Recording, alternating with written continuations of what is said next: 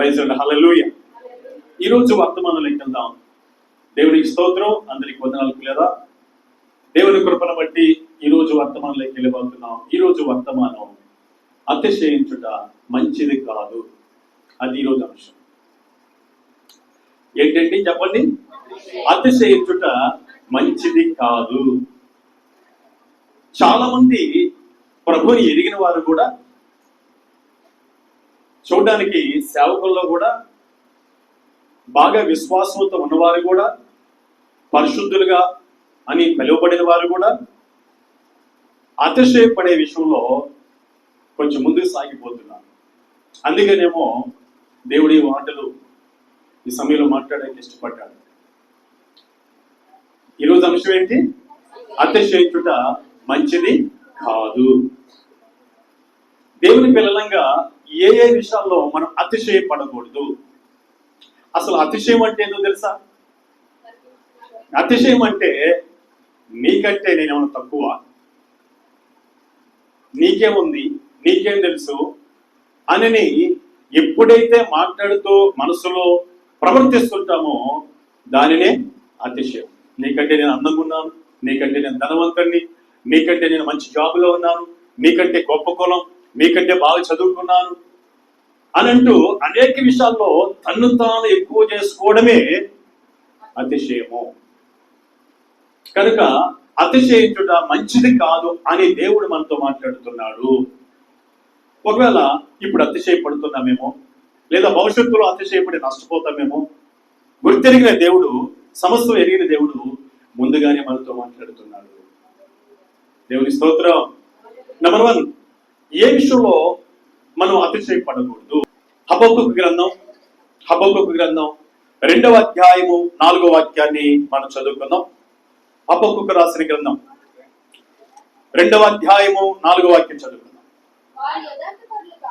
వారు యథార్థ పరులు కాక తమలో తాము అతిశయపడుదురు. చాలు. ఏమండి? యథార్థ పరులు కాకుండా వారిలో వారు అతిశయపడుతుంటారంట. తమలో తాము అతిశయపడుతుంటారు.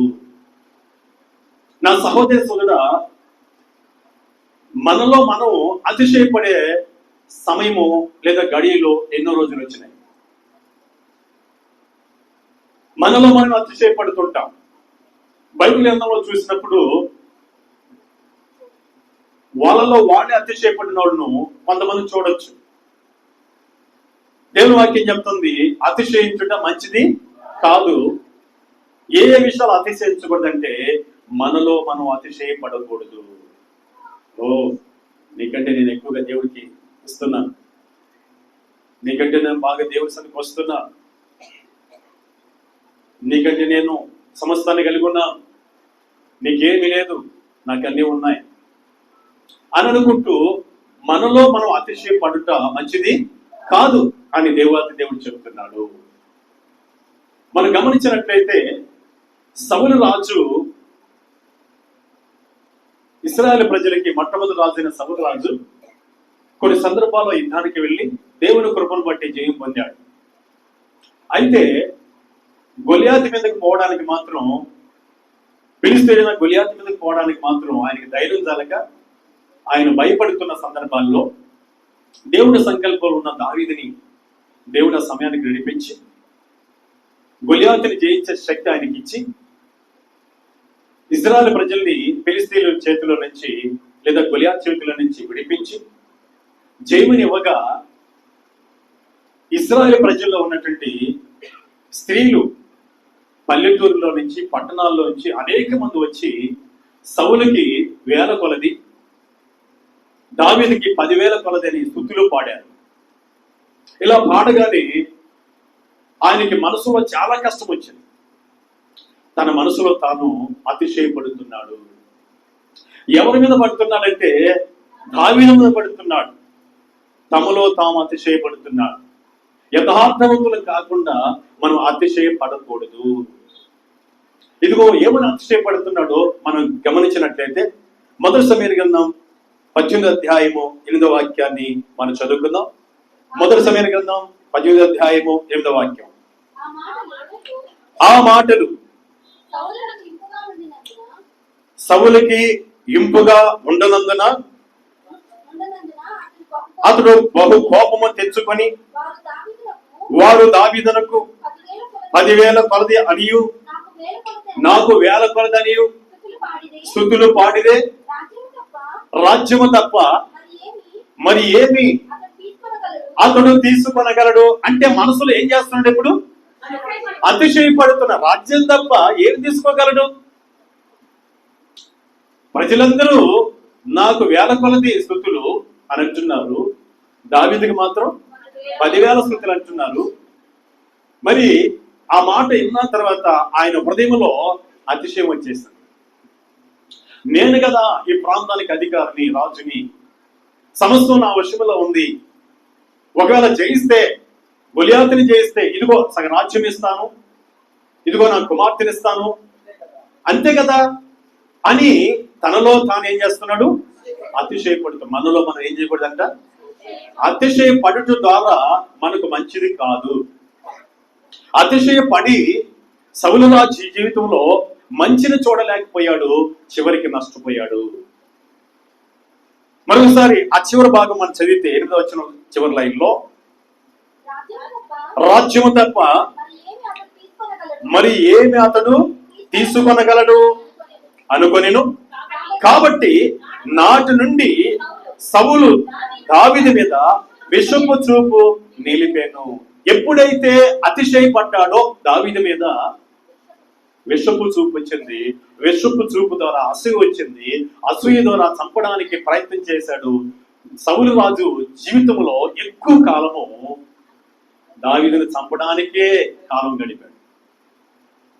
దావీదును తరుముతూ తరుముతూ కొండల్లో, లోయల్లో, అడవుల్లో ఇదే సమయం గడిపి చివరికి తన కత్తి మీద తానే పడి చనిపోయాడు.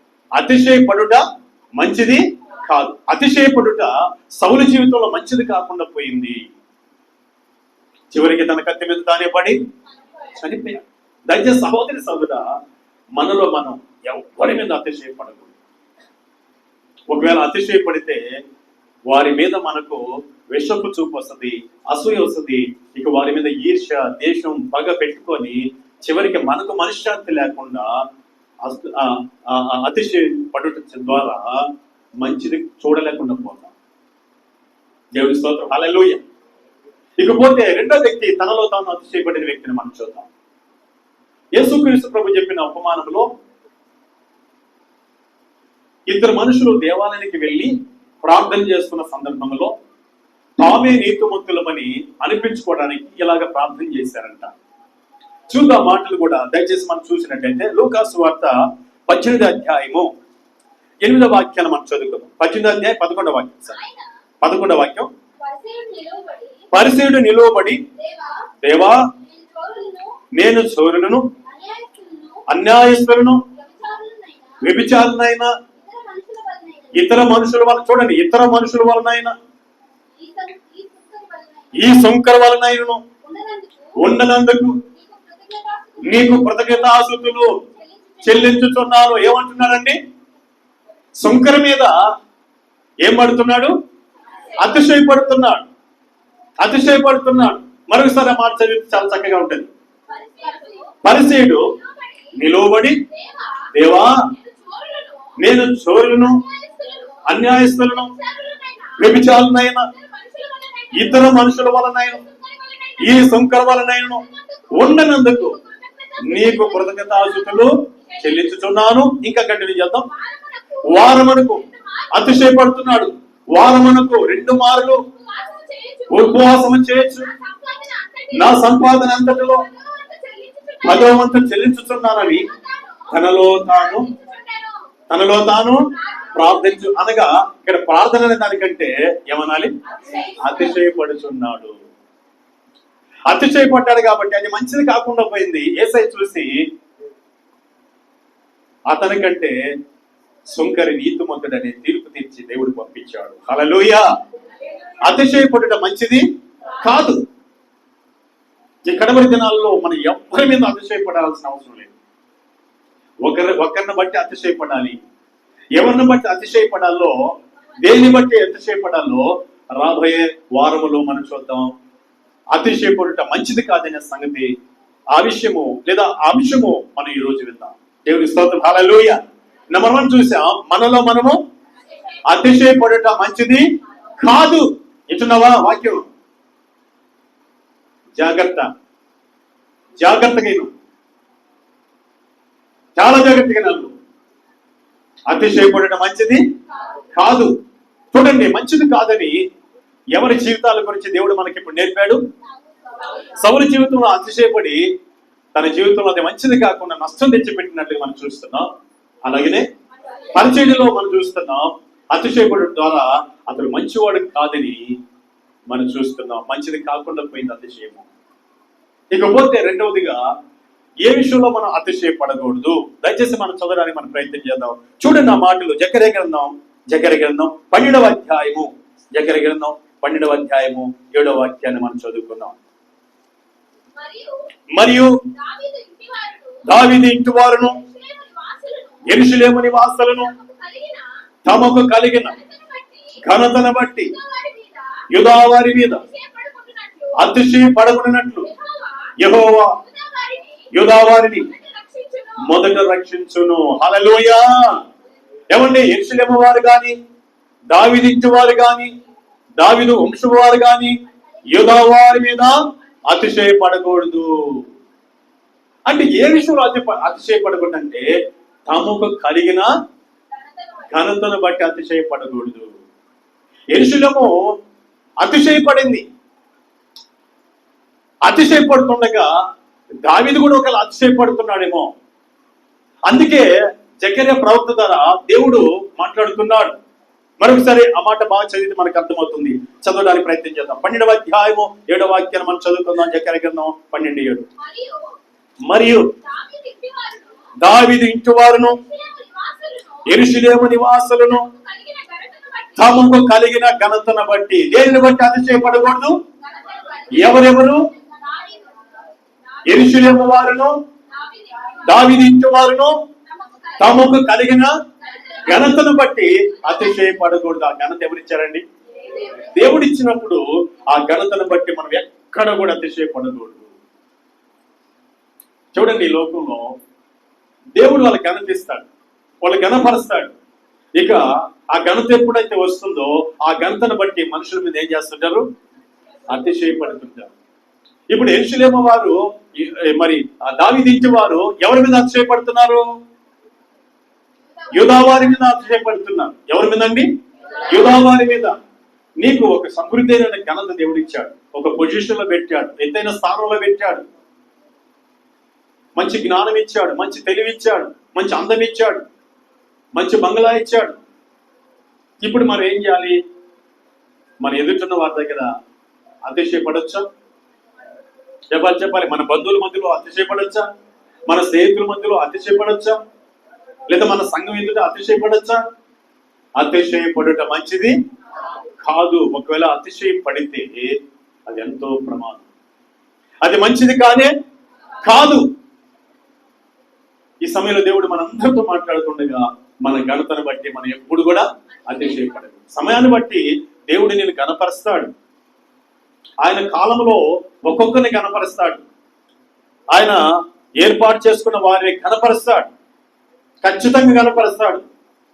గణపరిచిన తర్వాత ఆ ఘనతను బట్టి ఏం చేయాలో తెలుసా? ఎప్పుడు కృతజ్ఞతాస్తుతి చెల్లిస్తూ అందరి ఎదుట సహోదర భావం కలిగి ఉండాలి. హల్లెలూయా, హల్లెలూయా. మనం చూసినట్లయితే ఏమండి, గేట్ మ్యాన్ మొర్దెకై ఉన్నాడు బైబిల్లో. గేట్ మ్యాన్ మొర్దెకై ఉండగా ఒక గేట్ మ్యాన్ గా కొనసాగాడు ఆయన. దేవుడు ఆయన్ని ప్రేమించి ఆయన ఘనపరిచాడు. ఘనపరిచినప్పుడు ఆయన ఇశ్రాయేలు మీద గాని, యూదుల మీద గాని, ఇతరుల మీద గాని ఎక్కడా కూడా అతిశయపడలేదు. ఎలా ఉన్నాడు చూద్దాం ఒకసారి. చదవడానికి ప్రయత్నం చేద్దాం. ఎస్తేరు గ్రంథం 10వ అధ్యాయం 3వ వాక్యాన్ని చదువుకుందాం. ఎస్తేరు గ్రంథం 10వ అధ్యాయం 3వ వాక్యం. యూదుడైన మొర్దెకై రాజైన అహష్వేరోషునకు ప్రధానమంత్రిగా ఉండి, చూడండి, ప్రధానమంత్రిగా ఉండి తను వారందరితో సమాధానముగా ఎలా మాట్లాడుతున్నాడు? సమాధానంగా మాట్లాడచ్చు. తన జనుల యొక్క క్షేమాన్ని విచారించువాడును, యూదులలో గొప్పవాడినై తన దేశస్థులను చాలా మందికి ఇష్టడుగా ఉండెను. దేవుని స్తోత్రం. ఏమండి, అతిశయపడినట్లుంది ఆయన. ఆయన ఒక ప్రధానమంత్రి అయినప్పటికీ ఆయన ఎక్కడ అతిశయపడలేదు. సోదరి సోదరుడు, అతిశయపడకూడదు. ఏమండి, యూదులలో ఆయన చాలా మందికి ఇష్టడుగా ఉన్నాడు అని వాక్యం రాయబడి ఉంది. మరొకసారి ఆ మాట చదువునేనా?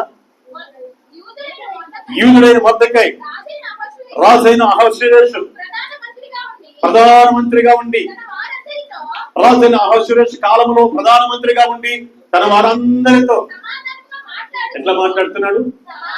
ఒకవేళ మనకు దేవుడు ఒక మంచి ఘనతనిస్తే మన వారితో ఎలా మాట్లాడతాం? అతిశయంగా మాట్లాడతాం, అతిశయంగా చూస్తాం, అతిశయంగా నడుస్తాం, ధమ్మముగా ప్రవర్తిస్తాం. ఇక్కడ మొర్దెకై తన వారందరితో ఎలా మాట్లాడుతున్నాడు? సమాధానంగా మాట్లాడుతున్నాడు. హల్లెలూయా, హల్లెలూయా, హల్లెలూయా. అతిశయంగా ఎక్కడ ఆయన మాట్లాడలేదు.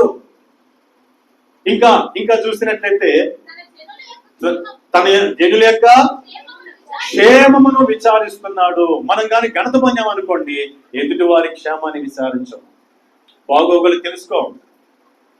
ఎప్పుడైతే మనము ఎంత స్థాయికి ఎదిగినా ఆ స్థాయిలో ఘనతను కాపాడుకునే వరకు ఉండాలి. కానీ అతిశయపడినట్లయితే దేవుడు ఆ ఘనతను తీసేస్తాడు. దేవుని స్తోత్రం. హల్లెలూయా. ఈ సమయంలో ఆయన ఎలా మాట్లాడుతుందో తెలుసా? తన జనుల యొక్క క్షేమ సమాచారాన్ని తెలుసుకుంటూ యూదులలో ఎలా ఉన్నాడు? గొప్పవాడునై తన దేశస్థులలో, అనగా యూదులందరికీ చాలా మందికి యూదుల్లో ఇశ్రాయేల్లో ఎలా ఉన్నాడు? ఇష్టడుగా ఉన్నాడు. అతిశయపడుతున్నాడా? ఇష్టడుగా ఉన్నాడా? చెప్పాలి. మనం ఎలా ఉండాలి? దేవునికి ఇష్టలుగా ఉండాలి, అనగా అతిశయపడని వారంగా మనం ఉండాలి. కనుక రెండో విషయంలో, ఏ విషయంలో మనం అతిశయపడకూడదంట? మనకు కలిగిన ఘనతను బట్టి అతిశయపడకూడదని దేవుడు చెప్తున్నాడు. హల్లెలూయా. ఒకవేళ మన క్షేమం కోరి, మన మేలు కోరి ఒకవేళ అతిశయపడుతూ ఉంటే అది మంచిది కాదు, చెడు వస్తుందేమో అని ముందుగా ఆయన మనతో మాట్లాడుతున్నాడు. ఒకవేళ ఇప్పుడు అతిశయపడలేదు, భవిష్యత్తులో ఎప్పుడు అతిశయపడతామేమో గుర్తెరిగిన దేవుడు అతిశయపడి నష్టపోకుండా ముందుగానే మనకు ఆ క్షేమాన్ని తెలియపరుస్తున్నాడు. దేవుని స్తోత్రం. హల్లెలూయా, హల్లెలూయా. చాలా మంది వాళ్ళ అందాన్ని బట్టి ఏం చేస్తారు? అసలు లెక్క చేయరు. వాళ్ళ చదువుని బట్టి ఏం చేస్తారు? అతిశయపడతారు. వాళ్ళకున్న మంచి ఇంటిని బట్టి ఏం చేస్తారు? అతిశయపడతారు. వాళ్ళకున్న మంచి కారుని బట్టి ఏం చేస్తారు? మంచి బైక్ని బట్టి ఏం చేస్తారు? అతిశయపడతారు. చిన్న చిన్న విషయాల్లో కూడా ఏం చేస్తారు? అతిశయపడతారు. మంచి వంట వచ్చు అనుకోండి, వంట బాగా చేస్తాం అనుకోండి, ఏం చేస్తారు? ఏం చేస్తాం అని అతిశయపడతారు. దేవుడు నీకు ఆ తలాంతి ఇచ్చాడు. హల్లెలూయా.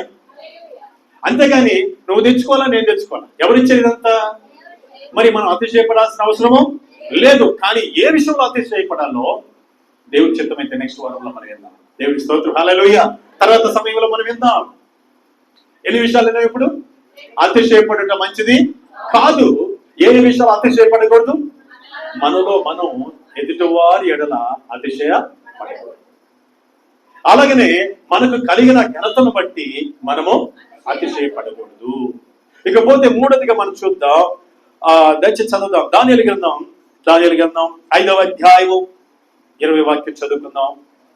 బైబిల్ ఉన్న వారందరూ చూడండి. అయితే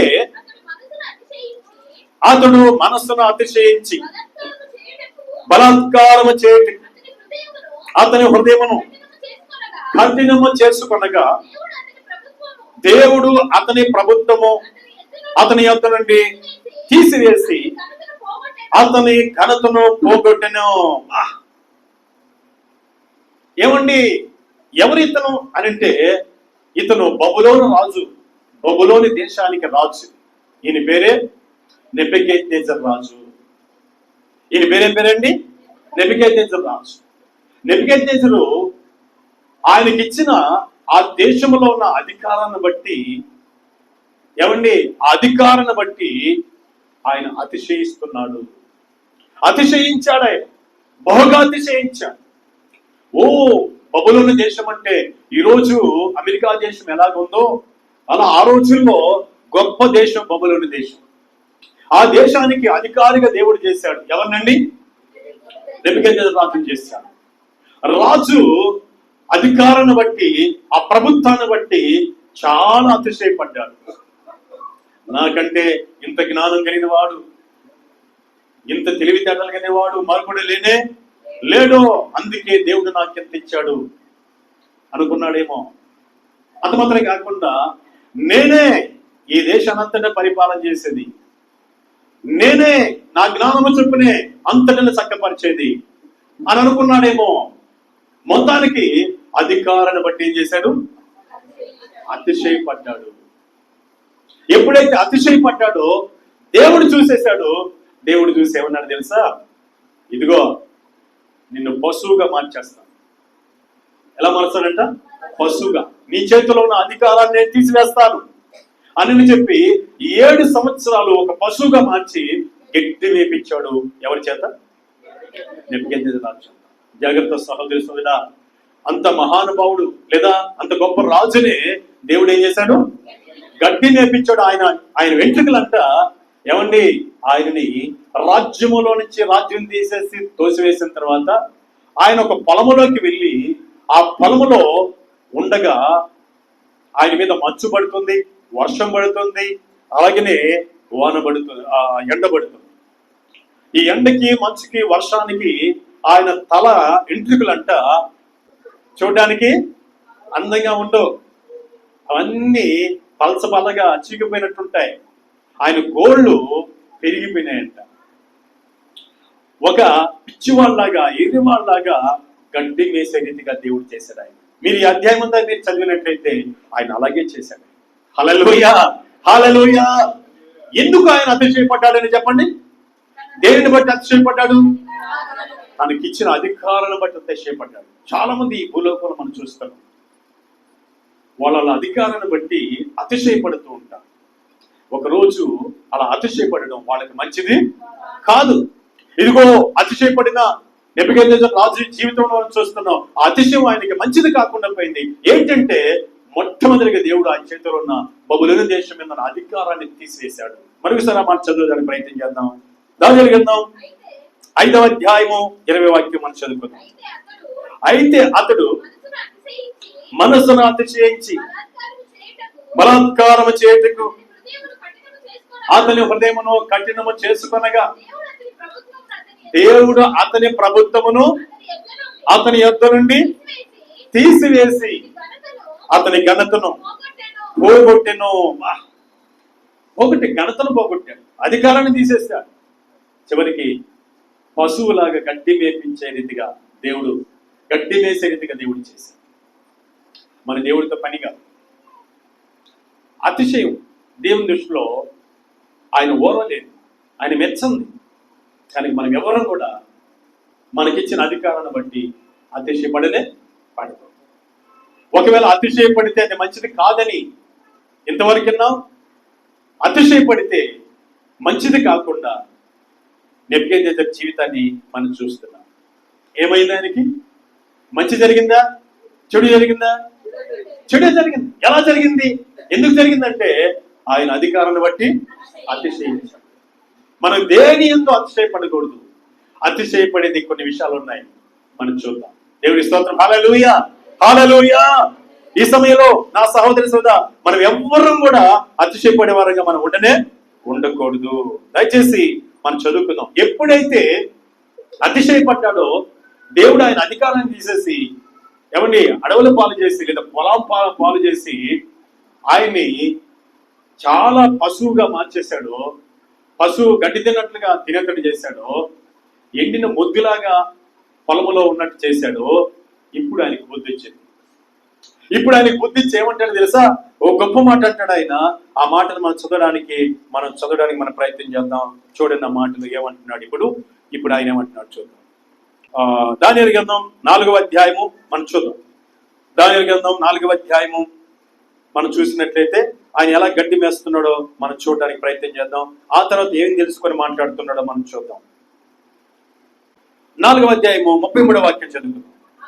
ఆ గడిలోనే అలాగున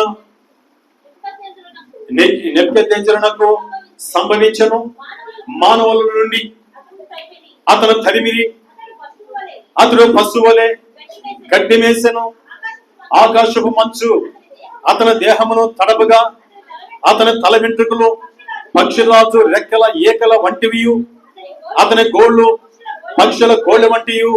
ఆయను ఏమైపోయాడు? ఆయన తరిమారంతే. అతిశయపడిన తర్వాత, ఎప్పుడైతే అధికారాన్ని బట్టి అతిశయపడిన తర్వాత ప్రజలందరూ ఏం చేశారు? ఆయన్ని తరిమారు. ఇప్పుడు మనం చూస్తున్నాం చాలా దేశాల్లో ప్రజలందరూ వాళ్ళ అధికారాన్ని బట్టి అతిశయించగా, కొన్ని దేశాలు, నీ పేర్లు చెప్పను కానీ మీకు తెలియదు చాలా మందికి, ఇప్పుడు ఏం చేస్తున్నారు? తిరగబడిన ప్రజలు వాళ్ళు తరుముతున్నారు. తరుముతుండగా వాళ్ళ ప్రాణము చేతిలో పెట్టుకొని హెలికాప్టర్లు ఎక్కి పారిపోతున్నారు. అందరికీ తెలుసు ఎందుకు అలా జరిగింది వాళ్ళ జీవితాల్లో. అతిశయపడడం ద్వారా. చాలా జాగ్రత్త. నీ జీవితంలో, నా జీవితంలో అంతే అతిశయపడింది అంటే ఏం మారిపోయాడు? ఎలా మారిపోయాడు? ఆయన పశువులే గడ్డి వేస్తున్నాడు. తన తల వెంట్రుకలు పక్షిరాజీకల్లాగా అయిపోయినాయి. తన గోళ్ళు పక్షి గోళ్ళు ఎలా ఉంటాయి చెప్పండి? చాలా పొడవుగా ఉంటాయి. గత మంగళవారం ఒకనొక గ్రామానికి వెళ్ళాం. పొదలుగురు మండలంలో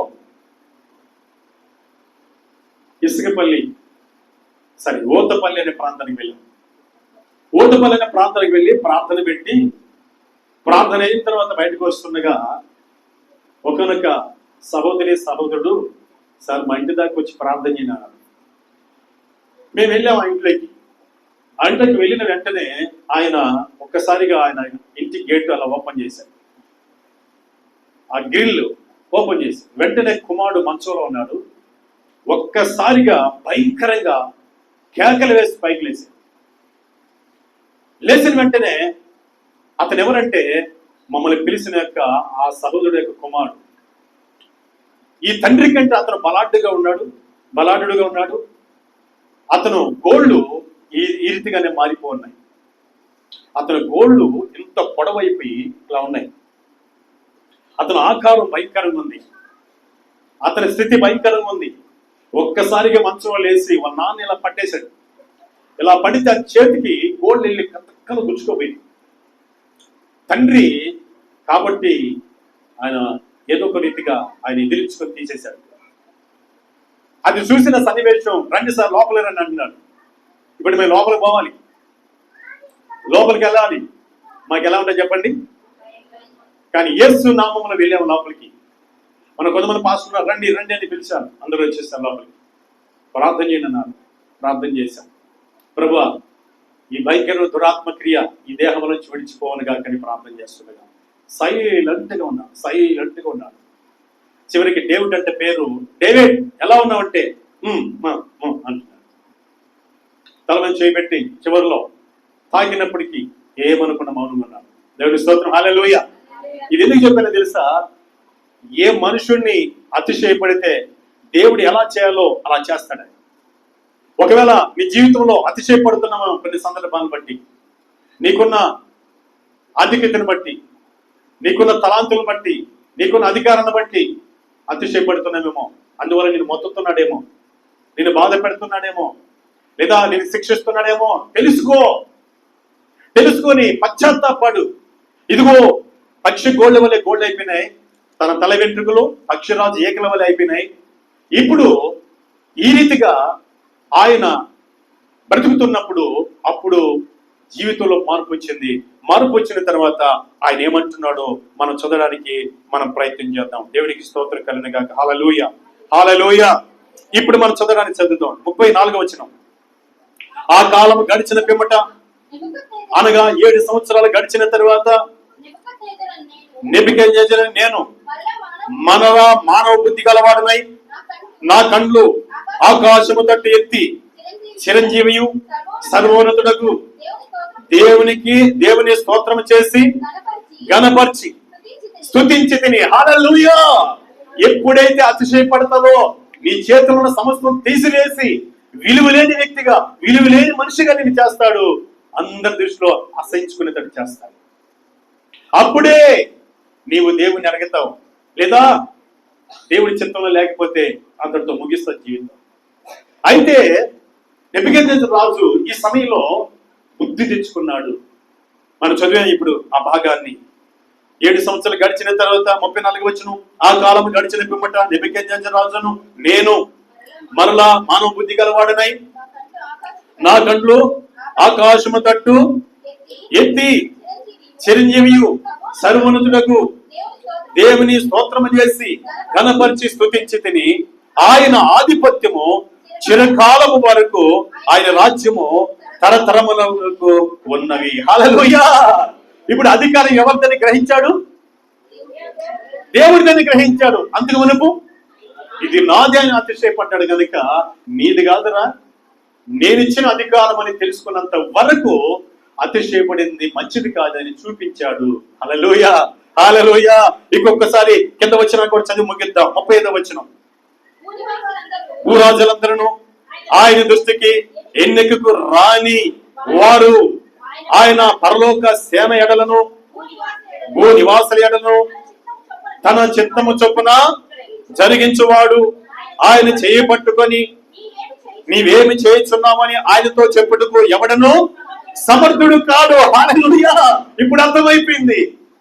సమస్త దేశాలకి ప్రభుత్వం చేయడానికి, సమస్త దేశాలకి ప్రభుత్వం చేయడానికి సామర్థ్యము కలిగేసే దేవుడు అని మాత్రమే తెలిసింది. దేవుడు మాత్రం అధికారం ఇచ్చేదని తెలిసింది. నువ్వు ఉన్నావే మంచి చేతి పనిలో, మంచి ఉద్యోగములో, మంచి జ్ఞానం కలిగి, మంచి చదువు కలిగి, ఇది నీ వల్ల కలిగింది కాదు.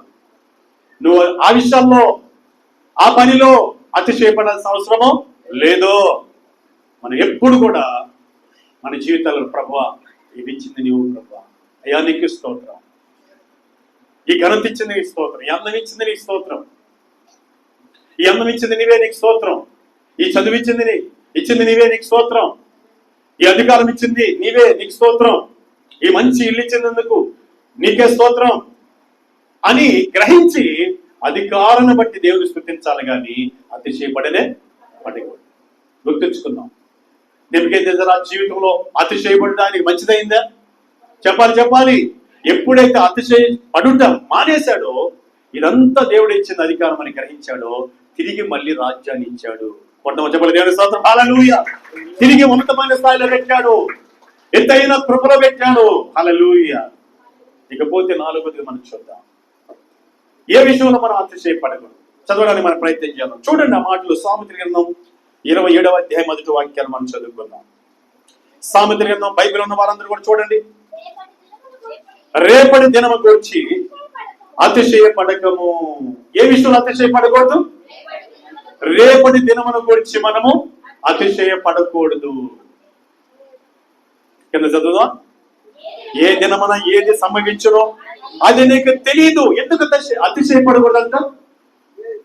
సహోదరి సోదరుడా, రేపటి దినం గురించి చాలా మంది అతిశయపడతారు. చూడు, రేపు నా బిడ్డలు ఎక్కువ వస్తారు, నీ సంగతి చూస్తా. రేపు నాకు జాబ్ రాబోతుంది, మీ సంగతి చూస్తా. రేపు నాకు పంట పండబోతుంది, రాబడి సమృద్ధిగా రాబోతుంది, అప్పుడు చూస్తా అంటూ అనేక విషయాలలో రేపటి దినం గురించి ఏం చేస్తుంటాం? అతిశయపడుతూ ఉంటాం. మనం అతిశయపడటం మంచిది కాదు. ఏమంట? ఎందుకంట? ఏ దినమున ఏది జరుగునో నీకేం తెలుసు? నువ్వు అనొచ్చు, చూడు రేపు నాకు అధికారం వస్తుంది, నీ సంగతి చూస్తా అంటారు కొంతమంది. రేపేమో జరగద్దో, అధికారం వస్తుందో లేదో పోతుందో నీకు తెలీదు. అందుకే దేవుడు అంటాడు, రేపటి దినమును గురించి నీవు అతిశయపడకూడదు. ఏ దినమున ఏమి జరుగునో నీకు తెలీదు. ఒక ఆయనకి బైబిల్లో ఆ సంవత్సరంలో సమృద్ధిగా పంట పండింది. సమృద్ధిగా పండిన తర్వాత ఆయనకున్న చిన్న చిన్న కొట్లని ఇప్పేసి పెద్ద పెద్ద కొట్లు కట్టుకొని సమృద్ధిగా పండిన ఆ సంవత్సరం పంటను సమకూర్చుకొని కొట్లో నింపుకొని ఇలాగా తన ప్రాణంతో చెప్పుకుందాం అనుకున్నాడు. ఎలాగంట? అనగా అతిశయపడుతున్నాడు. ఎలా అతిశయపడుతున్నాడు? రేపటి దినం గురించి అతిశయపడద్దు. రేపటి దినం ఏమి సంభవించను నీకు తెలియదు కనుక మనం అతిశయపడకూడదు. కానీ ఈ వ్యక్తి, ఈ ధనవంతుడు సమృద్ధిగా సంవత్సరం పండిన తర్వాత దేవానికి స్తోత్రం అనకుండా ఉన్న చిన్న కొట్లన్నీ విప్పేసి పెద్ద పెద్ద కొట్లు కట్టుకొని ఆ కొట్లు ఆ ధాన్యమంతా సమృద్ధి చేసుకొని నింపుకొని అనుకుంటున్నాడంట. ఏమని తెలుసా? చదవడానికి ప్రయత్నం చేద్దాం. చూడండి, లూకాసు వార్త 12వ అధ్యాయం 19వ వాక్యం చదువుకుందాం. నా ప్రాణముతో ప్రాణమా, చూడండి అతిశయపడుతున్నాడు. నా ప్రాణముతో అనేక సంవత్సరములకు నీకు విస్తారమైన ఆస్తి సమకూర్చబడి ఉన్నది. అతిశయపడుతున్నాడు. సుఖించుము, తినుము, త్రాగము, సంతోషించమని చెప్పుకుంది నన్ను కోరిను. అనేక సంవత్సరాలు అంటే రేపటి దినం గురించి ఏం చేస్తున్నాడు? కానీ సామెతల గ్రంథం 20వ అధ్యాయం 1వ వాక్యంలో ఏమన్నాడు ఆయన? రేపటి దినం గురించి మీరు అతిశయపడద్దు, రేపు ఏమి సంభవించనో నీకు తెలియదు. రేపటి దినం గురించి ఎందుకు అతిశయపడతాం? ఇప్పుడు రేపటి సంగతి అక్కడ పక్కన పెట్టండి. ఇంకో గంట తర్వాత ఏం జరుగుతుందో మనకు తెలీదు. ఒక 5 minutes తర్వాత ఏం జరగదో తెలీదు, లేదా 1 minute తర్వాత ఏం జరుగుతుందో తెలీదు. నువ్వేం చేయాలి? అతిశయపడకూడదు.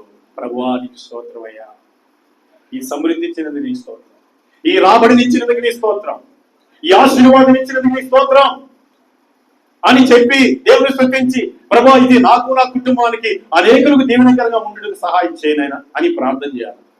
ఏం చేశాడు ఆయన? మరోసారి చదువుదాం. నా ప్రాణముతో ప్రాణమా, అనేక సంవత్సరములకు విస్తారమైన ఆస్తి. ఎన్ని సంవత్సరాల కంట? అంటే అనేక సంవత్సరాల గురించి ఆయన అతిశయపడుతున్నాడు. ప్రభు అంటాడు, రేపటి దినం గురించి అతిశయపడబాక అంటాడు. నాకు తెలిసిన ఒక సహోదరుడు ఉన్నాడు. ఇదిగో ఇంకా రెండో బిడ్డ ఇంకా పుట్ల. 6 సంవత్సరాల తర్వాత మాకు మళ్ళీ ఒక బిడ్డ పడతాడు. ఆ బిడ్డకి మాకు కావాల్సిన సమృద్ధి మేము సంపాదించుకోవద్దా అని అంటున్నాడు. ఏమంటున్నాడు? 6 సంవత్సరాల తర్వాత మళ్ళీ ఒక బిడ్డ పడతాడు, ఆ బిడ్డకి పుట్టిన బిడ్డకి సమృద్ధిగా మేము సమకూర్చుకోబడలేదా అని అతిశయపడుతున్నాడు. కానీ వాక్యం ఏం చెప్తుంది?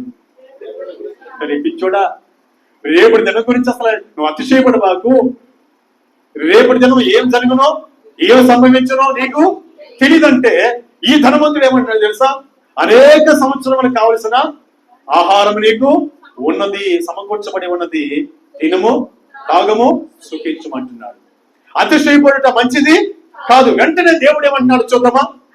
అయితే దేవుడు వెర్రివాడా, రేపటి దినముల గురించి అతిశయపడితే మంచిది కాదు. ఏంటంటే అలాంటి వాళ్ళు వెర్రి వాళ్ళు, అలాంటి వాళ్ళకి ఏం సంభవిస్తూ వారికి తెలియదు. చదువునేనా? వెర్రివాడా, ఈ రాత్రి నీ ప్రాణం అడుగుచున్నాను, నీవు సిద్ధపరచనివి ఎవరి అగునని అతనితో చెప్పాను. ఎవరి స్తోత్రం, హల్లెలూయా. రేపటి దినం గురించి మనం చెప్పాలి. అతిశయపడకూడదు. అతిశయపడుట మంచిది కాదు. ఏమండి, ఈరోజు బాగుంటుంది ఆరోగ్యం, ఈరోజు క్షేమకరంగా ఉంటాం, రేపు ఆరోగ్యం బాగుంటుందో క్షేమకరంగా ఉంటామో రేపు ఎలా ఉంటామో మనకు తెలియదు. అలాంటప్పుడు మనం అతిశయపడనే పడకూడదు. అందుకే యాకోబు పత్రికలో దేవాతి దేవుడు ఏమంటారు తెలుసా? కొంతమంది ఏం అతిశయపడరు తెలుసా? ఇదిగో రాబోయే సంవత్సరం అమెరికా వెళ్తున్నా, లేదా దూర ప్రాంతం వెళ్తున్నా, మంచి జాబ్ చేయబోతున్నా, ఇదిగో మంచి వ్యాపారం చేయబోతున్నా, లాభం వస్తుంది, సమృద్ధిగా తింటాను తాగుతాను అని చెప్పుకుంటారంట. యాకోబు రాసిన పత్రిక చదవడానికి మనం ప్రయత్నం చేద్దాం. 4వ అధ్యాయం 13వ వాక్యం చదువుకుందాం. యాకోబు రాసిన పత్రిక 4వ అధ్యాయం 13. నేడైనను రేపైనను ఒకానొక పట్టణమునకు పోయి, ఒకానొక పట్టణమునకు వెళ్ళి అక్కడ ఒక సంవత్సరం ఉండి వ్యాపారము చేసి లాభము సంపాదించుకుందాము రండి చెప్పుకున్న వాళ్ళారా, రేపు ఏమి సంభవించునో మీకు తెలియదు. ఏమంటాడు ఆయన? రేపేమి జరుగునో మీకు తెలీదు. ఏమనుకుంటున్నారని చాలా మంది. ఒకనొక పట్టణానికి వెళ్ళి ఒక సంవత్సరం ఉండి వ్యాపారం చేసి లాభము సంపాదించుకుందామని చెప్పుకుని వాళ్ళారా, ఇలాంటి అతిశయం చాలా మందికి ఉంటుంది. వెళుతున్నా నేను లాటుకి వస్తుంది వ్యాపారంలో అని అతిశయపడుతుంటా. రేపు దాని గురించి అతిశయపడద్దని దేవుడు చెప్తున్నాడు. ఇంటి వారికి ఏమంటాడు తెలిసి కింద భాగంలో, మీరు కొంతసేపు కనబడి అంతలో మాయమైపోయే ఆవిరి వంటి వారే. ఎవరంటే వీళ్ళు? మంచిదా? మీరు చెప్పాలి, అతిశయపడడం మంచిదా? రేపటి దినం గురించి అతిశయపడడం మంచిదా? కాదు. ఇంతలో కనబడి అంతలో మాయమైపోయే మానవ జీవితం ఎందుకు రేపటి దినం గురించి అతిశయపడాలని దేవుడు మాట్లాడుతున్నాడు. ఇంతలో కనబడి అంతలో మాయమైపోయి ఆవిరి వంటి వారే. కంటిన్యూ చేద్దామా? గనుక ప్రభువు చిత్తమైతే, చూడండి ఎలా మాట్లాడాలంట, అతిశయపడకుండా ఎలా మాట్లాడాలి? ప్రభువు చిత్తమైతే మనము బ్రతికి ఉండి ఇది చేద్దాం అది చేద్దాం అని చెప్పుకొనవలెను. దేవుని స్తోత్రం, హల్లెలూయా. దేవుని చిత్తమైతే ఇలా వెళ్ళాలనుకుంటున్నాను, ఇలా వ్యాపారం చేయాలనుకుంటున్నాను, ఇలా సంపాదించుకోవాలనుకుంటున్నాను అని మాట్లాడుకోవాలి. కానీ దేవుని చిత్తాన్ని దేవుని పక్కన పెట్టి నీ అంతటి నీవు రేపటి దినం గురించి కానీ అతిశయపడితే అది నీకు మంచిది కాదు. కంటిన్యూ చేద్దాం. ఇప్పుడైతే మీరు మీ డమ్మముల యందు అతిశయపడుచున్నారు, ఇట్టి అతిశయం అంతయు చెడ్డది. ఏమంటే అతిశయము మంచిదా చెడ్డదా? చెడ్డది. అతిశయపడదాం రేపటి దినం నుంచి. రేపటి దినం మా అమ్మాయి కలెక్టర్కి కోడలు అవ్వబోతుందండి. మా అమ్మాయి ఏమవుతుంది? కలెక్టర్ కోడలు కాబోతుంది అని మనం ఏం చేస్తాం? అతిశయపడతాం. అవుతుందా లేదా? మన చేతిలో ఉందా? రేపటి దినం గురించి అతిశయపడాల్సిన అవసరం లేదు. అవుతుందో లేదో మనకే తెలుసు. నీకెందుకు అతిశయం? రేపటి దినం జాబ్ వస్తుందా రాదో నీకు తెలీదు, అతిశయపడడం ఎందుకు? రేపటి దినం నీకు పిహెచ్డీ వస్తుందా రాదో అతిశయపడడం ఎందుకు? మంచిదా? మంచిది కాదు. ఇట్టి అతిశయము, చెప్పండి, ఇట్టి అతిశయము చెడ్డది. రేపటి దినం గురించి అతిశయపడే అతిశయము చెడ్డది, అది మంచిది కానే కాదు. చెప్పండి ఇప్పుడు నా సహోదరి సోదరా, అతిశయపడుట మంచిది కాదు అని దేవుడు ఎంతవరకు మనతో మాట్లాడాడు. ఏ విషయాలు అతిశయపడకూడదంటే మనలో మనం ఎదుటి వారిని చూసి యథార్థత లేని జీవితం కలిగి అతిశయపడకూడదు. నెంబర్ 2, మనకిచ్చిన ఘనతను బట్టి అతిశయపడకూడదు.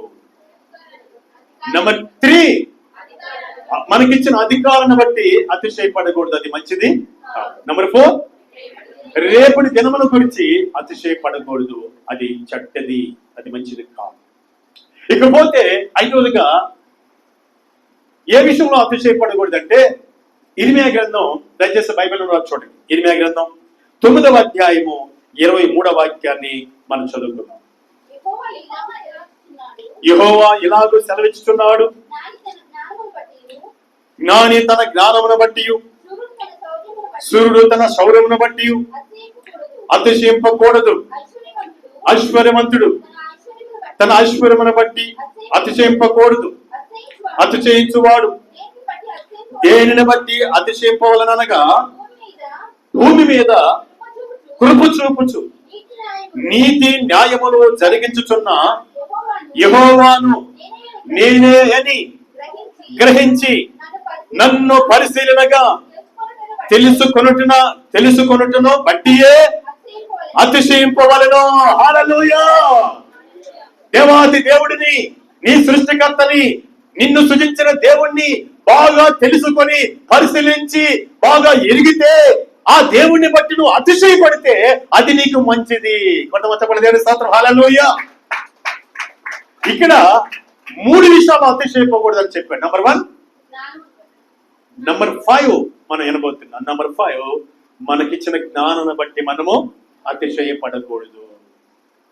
చాలా మందికి అపరిమితమైన జ్ఞానం దేవుడిస్తాడు, చాలా తెలివిగలిగిన జ్ఞానం ఇస్తారు. వాళ్ళు ఏం చేస్తారంటే ఆ జ్ఞానాన్ని ఏమండి వాళ్ళు సొంతంగా తెచ్చుకున్నట్టు, పుడతానే తెచ్చుకున్నట్టు ఫీల్ అయ్యి అతిశయపడుతుంటారు. జ్ఞానం ఎవరిచ్చారండి? దేవుడిచ్చాడు. హల్లెలూయా! మన దేవుడిచ్చాడు మనకు జ్ఞానం. ఆ జ్ఞానం దేవుడిస్తే ఆ జ్ఞానాన్ని బట్టి ఏం చేస్తారు? అతిశయపడతారు. ఆ జ్ఞానం ద్వారా చక్కగా పాటలు రాస్తారు, ఆ జ్ఞానం ద్వారా చక్కగా పాడుతారు, ఆ జ్ఞానం ద్వారా ఆయా పరిచయం చేస్తారు, ఆ జ్ఞానం ద్వారా అనేక రీతిలుగా మంచి మంచి టెక్నాలజీ కలిగి ముందుకు పోతుంటారు. నా అంతటి నేను ఇది సాధించానని చాలా మంది చెప్తుంటారు. ఈ లోపల మనం చూస్తున్నాం, గ్రీసు దేశస్తులంట జ్ఞానాన్ని ఎదుగుతారంట. ఎందుకు? అతిశయపడ్డారు. చాలా దేశస్తులు వాళ్ళ జ్ఞానాన్ని బట్టి అతిశయపడుతూ ఉంటారు. దేవుడు ఒకసారి అలాంటి వారిని అతిశయపడుతున్నప్పుడు ఎర్రివారిని చేస్తుంటాడు. నీ జ్ఞానం మీదిగా ఎవరిదండి జ్ఞానం? దేవుడు మనకిచ్చాడు ఆ జ్ఞానం. ఆ జ్ఞానాన్ని బట్టి మనం ఏం చేయాలో తెలుసా? అతిశయపడకుండా దేవుని కనపరచాలి. హల్లెలూయా, హల్లెలూయా. మొట్టమొదటిగా మనం చూసాం, ఇప్పుడు చదవబడిన మాటల్లో వాక్యంలో ఏంటంటే ఏ విషయంలో అతిశయపడకూడదు? 5వ విషయం, జ్ఞానమును బట్టి, జ్ఞాని తన జ్ఞానమును బట్టి అతిశయింపకూడదు. జ్ఞానాన్ని బట్టి అతిశయించకూడదు. 5వ విషయాన్ని మనం చూస్తాం. ఎందుకు జ్ఞానాన్ని బట్టి అతిశయించకూడదు అంటే ఎర్రివాన్ చేస్తాను. చూద్దాం మాటలు, దయచేసి చదువుకుందాం. ఆ మాటలు మనం చదవడానికి ప్రయత్నించాం. సామెతల గ్రంథం 3వ అధ్యాయం 5వ వాక్యం చదువుదాం. సామెతల గ్రంథం దయచేసి చదువుకుందాం. నీ స్వబుద్ధిని ఆధారము చేసుకొనక నీ పూర్ణ హృదయముతో యెహోవా యందు నమ్మకముంచుము. నీ ప్రవర్తన అంతటి యందు ఆయన అధికారమునకు ఒప్పుకొనుము. అప్పుడు ఆయన నీ త్రోవలను సరళము చేయును. హల్లెలూయా. నీ జ్ఞానాన్ని బట్టి ఏది అతిశయపడుతూ తీసుకోకూడదు నిర్ణయం. నీ స్వబుద్ధిని బట్టి తీసుకోకూడదు. నీ జ్ఞానాన్ని బట్టి నాకు జ్ఞానం ఉంది అని నేను అతిశయపడుతూ నువ్వు నిర్ణయాలు తీసుకుంటూ ఉంటే, ప్లాన్ చేస్తూ ఉంటే, ప్రయత్నం చేస్తూ ఉంటే అది సరళము కాకుండా, అది మంచిది కాకుండా చేస్తాను. మరొకసారి మార్చదుమ్మా.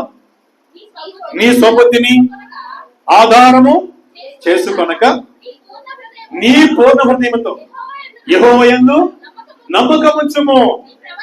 నీ ప్రవర్తన అంతటిని ఆయన అధికారమునకు ఒప్పుకొనుము.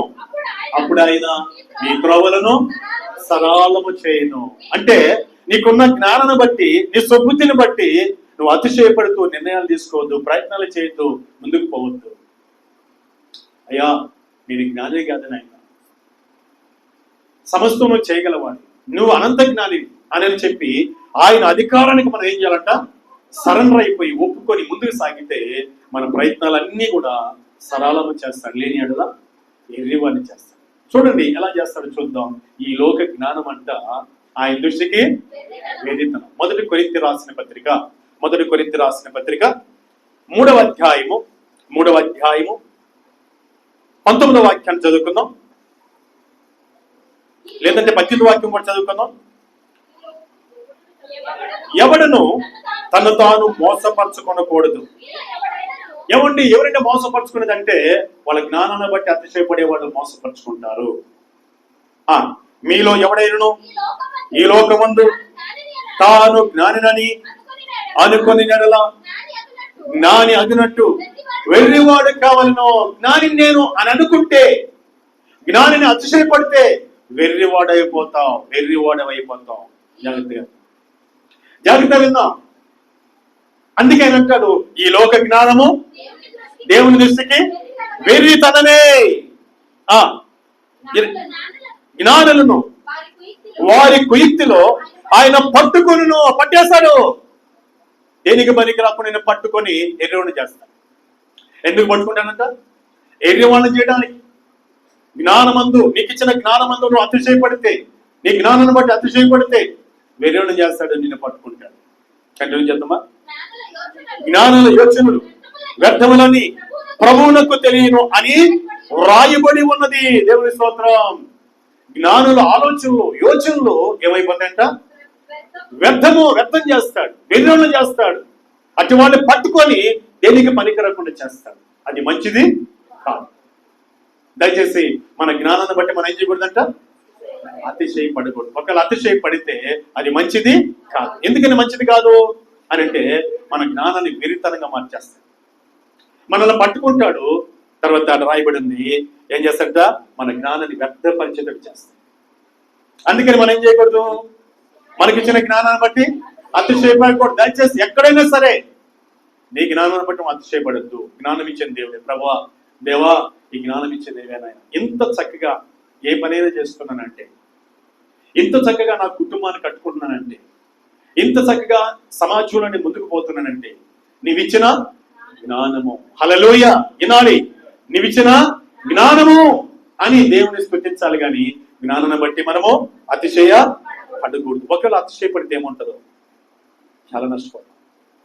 దయచేసి మనం చూసినట్లయితే సామెతల గ్రంథం 21వ అధ్యాయం 30వ వాక్యం చూడండి. మనం అతిశయపడితే ఎలా ఉంటుందో మనం పరిస్థితి చూద్దాం. సామెతల గ్రంథం 21వ అధ్యాయము 30వ వాక్యాన్ని చదువుకుందాం. యెహోవాకు విరోధమైన జ్ఞానమైనను వివేచనైనను ఆలోచనైనను నిలవదు. ఎంత గొప్ప మాట చూడండి. నీ జ్ఞానాన్ని బట్టి నువ్వు అతిశయపడితే, ఏమండి, నీ జ్ఞానాన్ని బట్టి నువ్వు అతిశయపడితే దేవుడు అంటాడు, ఇందాకేమన్నాడు, ఎదువాన్ని చేస్తా అన్నాడు, ఆయన పట్టుకుంటా అన్నాడు, ఆ జ్ఞానాన్ని వ్యర్థపరుస్తా అన్నాడు. ఇక్కడ చూస్తే ఏమంటాడు ఆయన, జ్ఞానము నిలవదు, ఆలోచన నిలవదు, వివేచన నిలవదు. నిలవకుండా చేస్తాడు నీ జ్ఞానాన్ని. దేవుడి స్తోత్రం, హల్లెలూయా. అందుకే యెహెజ్కేలు ప్రవక్త ద్వారా దేవుడు అంటాడు, చూద్దాం. యెహెజ్కేలు ప్రవక్త ద్వారా దేవుడు ఏమంటున్నాడో మనం చదవడానికి ప్రయత్నం చేద్దాం.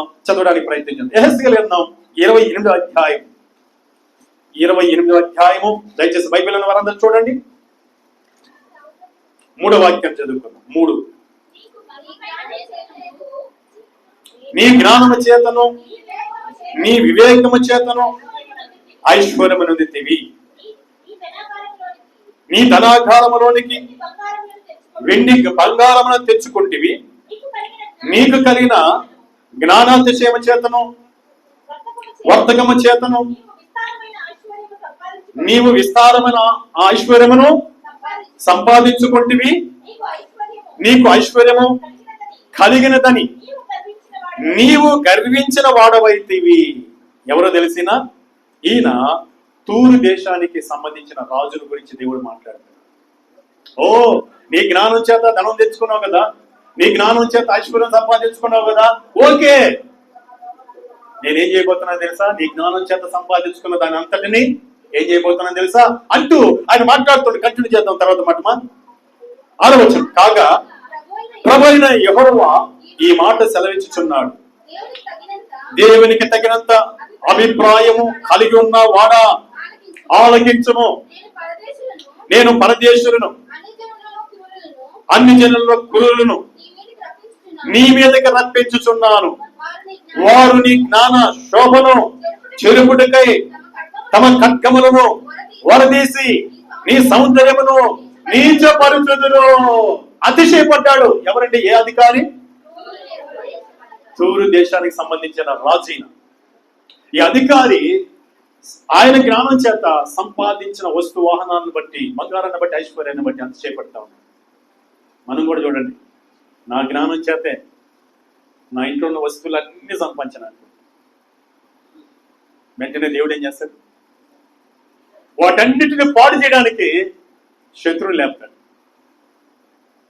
సహోదరి సోదరుడా, నీ జ్ఞానం నీది కాదు, దేవుడిచ్చిందని గ్రహించి దేవుడిచ్చిన జ్ఞానాన్ని బట్టి దేవుడి పట్ల అతిశయించాల్సింది. కానీ నీకున్న జ్ఞానాన్ని బట్టి అతిశయిస్తే, నీ జ్ఞానం చొప్పున సంపాదించిన సమస్తాన్ని దేవుడు ఏం చేస్తాడంట? వ్యర్థపరుస్తాడు, తీసివేస్తాడు అంటున్నాడు కదా. 7వ వచనంలో ఏమన్నాడు ఆయన? నేను పరదేశులను అన్ని జనుల్లో క్రూరులను నీ మీదకి రప్పించుచున్నాను. నీ మీదకి రప్పిస్తా. నీ జ్ఞానాన్ని బట్టి అతిశయపడితే నువ్వు సంపాదించావే నీ జ్ఞానం చేత. ఎందుకంటే వారందరూ పంపించేది వారు నీ జ్ఞానశోభ, ముందుగా నీ జ్ఞానాన్ని చెరుపుతారు. తమ ఖడ్గములను వరలో నుంచి తీసి నీ సౌందర్యమును నీచపరిచేస్తారు. నీ సౌందర్యాన్ని తీసేస్తారు. నీ జ్ఞానాన్ని వ్యక్తపరుస్తారో జాగ్రత్త అంటున్నాడు దేవుడు. హల్లెలూయా. ఏ విషయంలో అతిశయపడకూడదు మనం? 5వ మాట, మనకున్న జ్ఞానాన్ని బట్టి మనము అతిశయపడకూడదు. ఎవరిని బట్టి అతిశయపడాలి? మన యెహోవాను బట్టి. యెహోవాను బాగా ఎరిగి పరిశీలనగా తెలుసుకొని, ఆయన నీకు రక్షణ ఇచ్చిన రక్షణను బట్టి, ఆయన్ని బట్టి ఆయనకు తెలుసుకున్నాం, ఆయన ఎరుగున్నాం, ఆయనలో ఉన్నాం, ఆయన కొరకు బ్రతుకుతున్నాం అని చెప్పి ఆయన్ని బట్టి అతిశయించాల్సిందే కానీ నీ అధికారాన్ని బట్టి అతిశయపడకూడదు. నీ జ్ఞానాన్ని బట్టి అతిశయపడకూడదు. చెప్పాలి, నీ మనసులో ఎదుటి వారి మీద అతిశయపడదు. నీ అందాన్ని బట్టి అతిశయపడదు. నీకున్న సమస్తాన్ని బట్టి అతిశయపడదు. అది మంచిది కానీ ఎందుకో తెలుసా? ఇవన్నీ మనతో మాట్లాడుతున్నది, ఈ వాక్యం మనతో మాట్లాడుతున్నది. ఒకవేళ అతిశయపడి ఇదిగో ఈ రాజుల్లాగా నష్టపోతావని, ఈ రాజుల్లాగా కష్టపడతావని, ఈ రాజుల్లాగా అపహాస్యం చెందుతామని ముందుగానే దేవుడు మాట్లాడు. సోదరి సోదరుడా, ఈ 5 విషయాల్లో మనం అతిశయపడేదే. ఇంకా కొన్ని విషయాలు ఉన్నాయి, భవిష్యత్తులో దేవుడు మనకి సహాయం చేయను. హల్లెలూయా. ఇంకా కొన్ని ఉన్నాయి అతిశయపడకుండా ఉండవలసిన విషయాలు. ఏ విషయంలో అతిశయపడాలో ఆ విషయాలు కూడా ఉన్నాయి.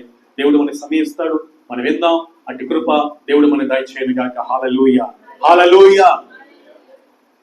చెప్పండి, అతిశయపడట మంచిది కాదు. ఏ విషయంలో అతిశయపడదు? మొట్టమొదటిగా మనలో మనం ఇతరుల పట్ల అతిశయపడకుండా చూసుకోవాలి. హల్లెలూయా. నెంబర్ 2, మనకిచ్చిన ఘనతను బట్టి అతిశయపడకుండా చూసుకోవాలి. నెంబర్ 3, మనకిచ్చిన అధికారం, ఏదో అధికారం ఇచ్చాడు దేవుడు, సంఘములో కానీ, బయట కానీ, ఇంకో చోట కానీ, నీ ఆఫీసులో కానీ, లేదా నీ పనిచేసే స్థలంలో కానీ, లేదా నువ్వు మొఠా మేస్త్రిగా ఉన్నప్పటికీ కానీ, ఏ అధికారం నీకు ఇచ్చాడో అది నీవు అతిశయపడనే అడుగు. ఇక 4వదిగా, రేపటి దినం గురించి అసలు అతిశయపడగా పడకూడదు. అతిశయపడ్డాడు ఎవరండి? ఆ సంవత్సరంలో ధనవంతుడు పంట పండింది కాబట్టి, తనకు పంట పండిన దాన్ని బట్టి, సమృద్ధిగా పండిన దాన్ని బట్టి ఆ ధనవంతుడు అతిశయపడ్డాడు, ఎర్రివాడు అయిపోయాడు. అలాగనే మన జ్ఞానాన్ని బట్టి 5వదిగా అతిశయపడదు. మన జ్ఞానాన్ని చెదరగొడతాడు. మనకు సంపాదించుకున్న ఆ జ్ఞానం చేత సమస్తాన్ని తీసేస్తాడు. జాగ్రత్త సహోదరులారా. ప్రతి క్షణం, ప్రతి నిమిషం రేపటి దినం గురించి మాట్లాడేటప్పుడు ప్రభు చిత్తమైతే ఇది చేయాలనుకుంటున్నాను, వ్యాపారం చేయాలనుకుంటున్నాను, ఇదిగో ఈ పని చేయాలనుకుంటున్నాను, అది దేవుడు జరిగించును గాక అని చెప్తాను. హల్లెలూయా. అయ్యా, నా జ్ఞానం కాదండి, నా తెలివి కాదండి ఇది సంపాదించింది. ఇంట్లోకి వచ్చి అనేకలు అంటారు, వా సూపర్గా కట్టావమ్మా, సూపర్గా చేసావమ్మా అని అంటే మనం ఏం చేయాలి చెప్పండి? ఇది నేను కాదు, దేవుడిచ్చిన జ్ఞానం చేత కట్టుకున్నాను. హల్లెలూయా. ఈ రీతిగా మాట్లాడాల్సిందే కానీ మనం ఈ 5 విషయాల్లో మనం అతిశయపడనే. ఈ రోజు నుంచి ఒకవేళ అతిశయపడి ఉంటే, ప్రభువా నన్ను క్షమించయ్యా, నా అతిశయం ద్వారా నాకు మంచిది కాదని చెప్పాం, నన్ను క్షమించు ప్రభు అని చెప్పి మనం క్షమాపణ కోరుకుందాం. భవిష్యత్తులో ఒకవేళ ఇలాంటి అతిశయ మనస్సు మనకు వస్తుంటే దాన్ని గద్దించి దూరపడదాం. మన జీవితాన్ని దేవుడికి సమర్పించుకుందాం. ఈ చెప్పబడిన 5 విషయాల్లో అతిశయపడకుండా మన జీవితాన్ని మనం కాపాడుకుంటూ, దేవుడిచ్చిన కృపాక్షేమాలు పొందుకుంటూ, ప్రభువులో ఎదుగుతూ ప్రభు రాజ్యం కొరకు సిద్ధపడదాం. ఆ ప్రకారం ఫలిద్దాం. దేవుడికి మాటలు మన జీవితాల్లో ఫలింపు చేసి దీవించునుగాక. ఆమేన్. ప్రార్థన చేసుకుందాం, కళ్ళు ఉంచుదాం, కళ్ళు ముద్దాం. మహాపరిశుద్ధుడు అయిన మా తండ్రి, నీకు వందనాలు, స్తోత్రాలయ్యా. నీ మహాప్రేమను బట్టి నీకు స్తోత్రం అయ్యా. నువ్వు మా తండ్రి, మా సృష్టికర్తవి, మాలో జీవమును పోసిన దేవుడి, స్వరక్తమిచ్చి కొనుక్కున్న నీ రక్తముతో కొనుక్కున్న అయ్యా నీ బిడ్డలు తండ్రి, నీ సొత్వం ప్రభా, నీ సంఘం ప్రభా, నీవెక్కడ కూడా అతిశయపడలేదు అయ్యా. భూమికి పునాది వేసిన అతిశయపడలేదు, పంచభూతమును కలిగజేసిన అతిశయపడలేదు. అతిశయపడని మా తండ్రివి నీవు. అది మంచిది కాదని ఎరిగి ఈ సమయంలో నీ బిడ్డలంగా మాతో మాట్లాడుతున్నావు.